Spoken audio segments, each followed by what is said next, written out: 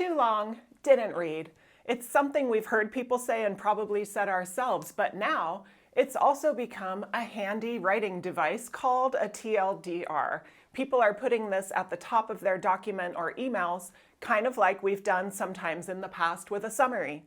In life, you know you've got to write something long sometimes, but you also know that not everybody is ready to read something long, at least not at the moment they receive it. TLDR to the rescue. You put a little tiny 1 to 3 sentence summary at the top of your document or email, and that lets everyone know the core, the crux, the heart of the matter, so that even if they can't finish reading it right then, they have understood your main point. I'm Erin Lebax. This is High Value Writing. We'll talk all about how to do a TLDR and try this trick. See if your readers like it. I bet they will. You can see in this picture, we would put a TLDR 1 to 3 sentences at the top of a document like this, knowing, I had to cover a lot of ground in that document. Maybe someone can't read it all today, but I still want them to know what was the main point. So a couple other reasons to consider trying out a TLDR. Like we said, it can go at the top of a document. It can also go at the top of an email.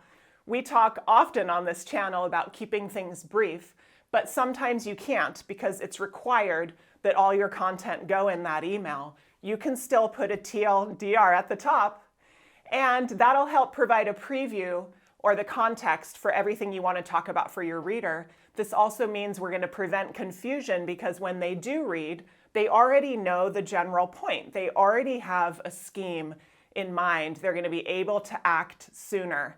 So how do we do it? What do we put in them? Let's look at a few examples, and then from that we're going to be able to take what are maybe the 3 things we really need to put inside our TLDR, even if you do it in only 1 sentence, like we see here. Like I said, they're typically 1 to 3.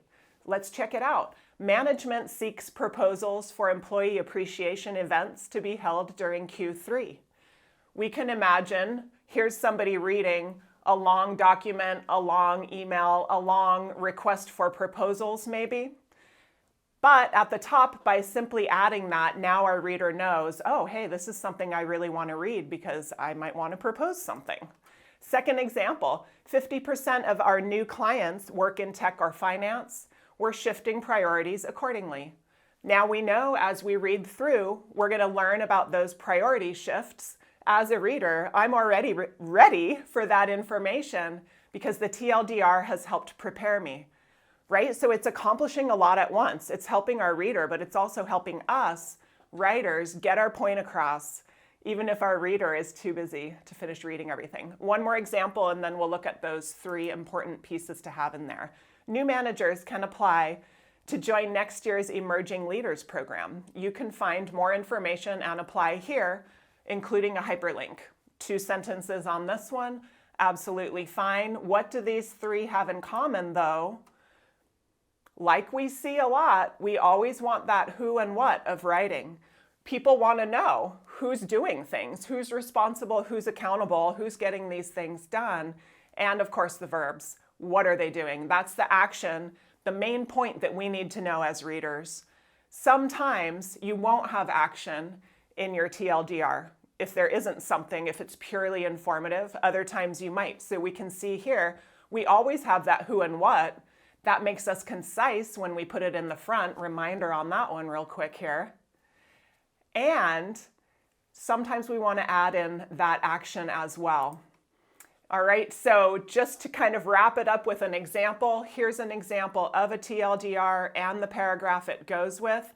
I won't read the whole paragraph aloud, but we can see that this email covers, something about the university, something about students. Do I want to know about it? I'm not sure. Let me consult the TLDR and decide. Chemistry students can apply for winter enrollment scholarships through this site. I do want to know about that. Maybe that's what I'm studying or my sibling. And so now, maybe I would have ignored that big paragraph, but I got the information by reading the TLDR. Have you used a TLDR? If so, please let us know in the comments how it went for you, and if you have any questions as well. Thanks for watching.